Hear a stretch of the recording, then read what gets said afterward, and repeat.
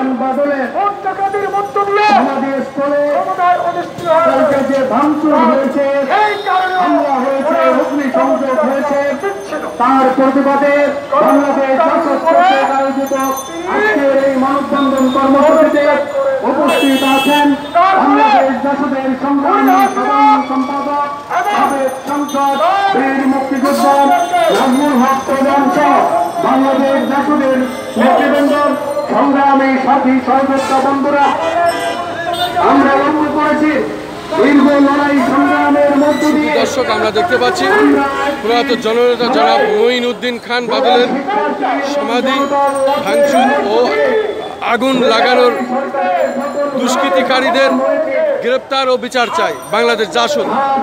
জাতীয় প্রেস ক্লাবের সামনে তারা একটি মানববন্ধন করছেন এবং এই প্রতিবাদ তারা করছেন। তারা ব্যানারে এটাই লিখেছেন এবং এইভাবে জাতীয় প্রেস ক্লাবের সামনে তারা তাদের প্রতিবাদ করছেন। এই অন্তর্বর্তীকালীন সরকারকে বিতর্কিত করবার জন্য আমরা দেখতে পাচ্ছি বাংলাদেশ জাসদ ব্যানার এবং প্রয়াত জননেতা জনাব মঈনুদ্দিন খান বাদলের সমাধি ভাঙচুর ও আগুন লাগানো দুষ্কৃতিকারীদের গ্রেপ্তার ও বিচার চাই বাংলাদেশ জাসদ। জাতীয় প্রেস ক্লাবের সামনে মানববন্ধনটি করছে। মাজারে হামলা চালাচ্ছে, মন্দিরে হামলা চালাচ্ছে, সংখ্যালঘুদের বাড়ি ঘরে হামলা চালাচ্ছে, চাঁদাবাজি করছে।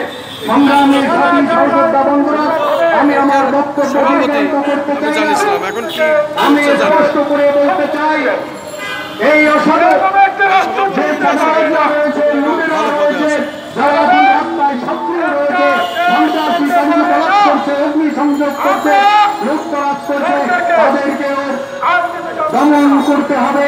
আমরা প্রশাসনের দৃষ্টি আকর্ষণ করে বলতে চাই, অবিলম্বে মঈনুদ্দিন খান বাদলের সমাধিস্থলে যারা হামলা চালিয়েছে, ভাঙচুর করেছে, অগ্নিসংযোগ করেছে, তাদেরকে গ্রেপ্তার করুন, আইনের আওতায় নিন।